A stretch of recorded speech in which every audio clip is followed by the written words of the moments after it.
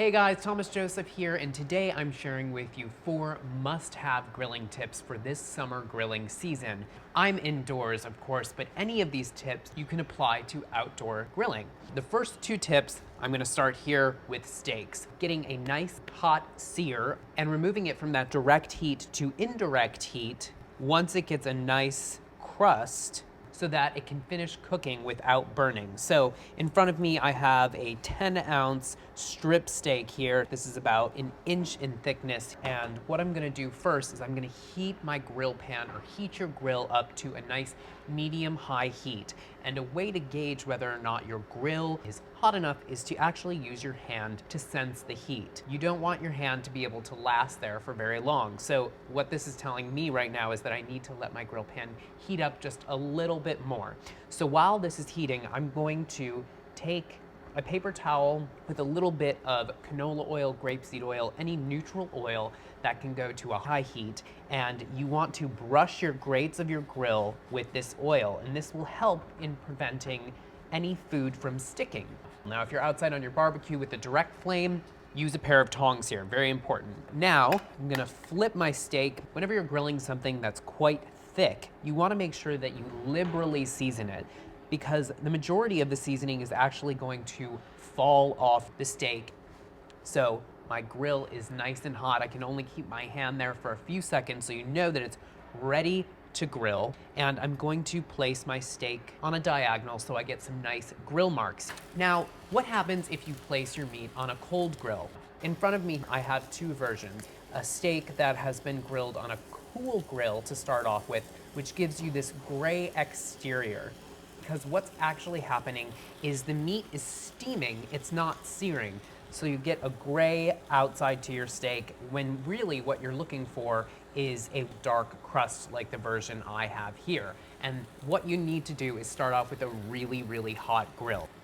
So it's been about 2 minutes. I'm gonna rotate the steak now so that I get those wonderful grill marks, and another 2 minutes before I flip it on its other side.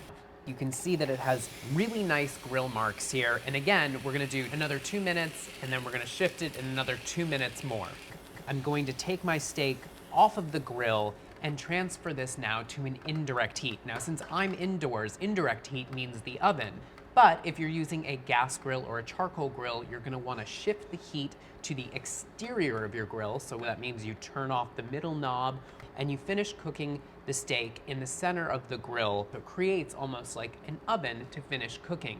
Since I'm transferring this to the oven, I like to make sure that I use a rack on top of a sheet tray so that the steak doesn't steam on the bottom.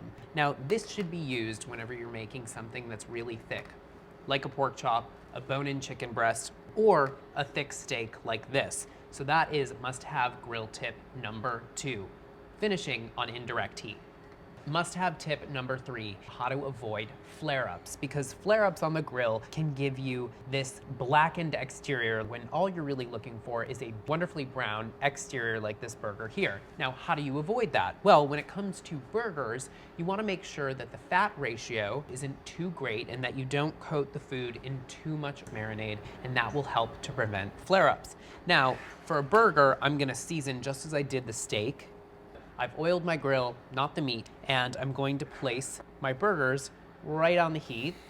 So that is your must-have grilling tip number 3, avoiding flare-ups.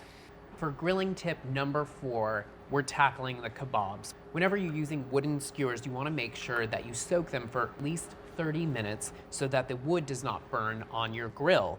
The second tip would be arranging your vegetables, your meats on their own skewers so that they can cook evenly. And then the third tip is using 2 skewers. During the cooking process, the hole that's created by the kebab gets bigger, so your food starts rotating around the skewer. Has that ever happened to you? So when you go and actually try to flip it on your grill, the food itself doesn't flip? Well, this is a sure way to avoid that, because the whole thing will just flip over nicely.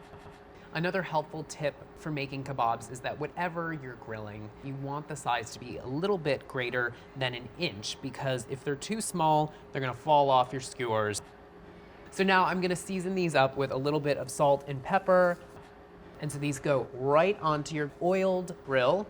And now you know your vegetables will cook evenly because they're all together, your shrimp will cook evenly because that's together, and you will have perfectly cooked and easy to flip kebabs for your summer barbecue.